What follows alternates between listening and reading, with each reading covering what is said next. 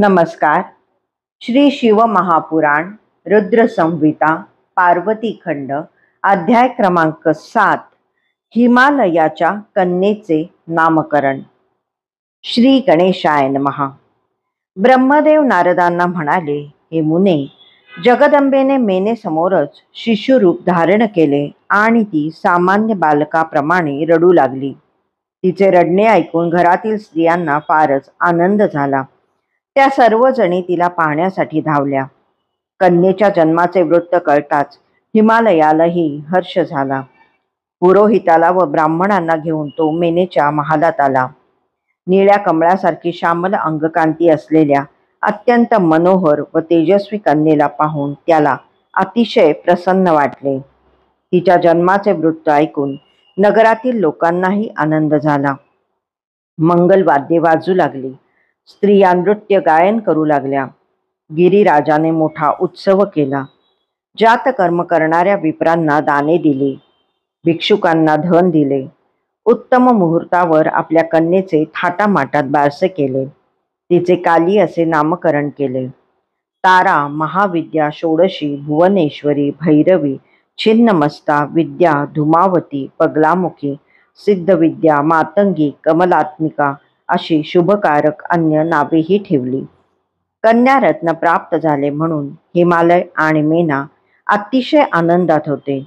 ते तिचे काळजीपूर्वक लालन पालन करू लागले. ती कन्या शुक्ल पक्षातील चंद्रासमान दिसामासाने वाढू लागली. तिचे गुण विकसित होऊ लागले.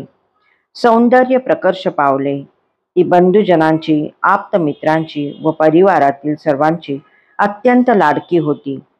काळाला अनुसरून सर्वजण तिला पार्वती अशी हाक मारत असत. मातेने तिला उमा म्हणजे तपश्चर्या करू नकोस असे म्हणून तिच्या तपश्चर्येला विरोध केला होता. म्हणून सुंदर मुख असलेली ती गिरिराजनंदिनी लोकांमध्ये उमा नावाने विख्यात होती. ज्याप्रमाणे सूर्यामुळे आकाश शोभून दिसते, त्याप्रमाणे पार्वतीमुळे हिमालयाचे घर शोभून दिसत होते. वसंत ऋतूत अनेक फुले फुलतात, पण भुंगे विशेष करून आंब्याच्या मोहराकडेच वळतात. त्याप्रमाणे पर्वतराजाकडे सर्व गोष्टी व्यवस्थित होत्या.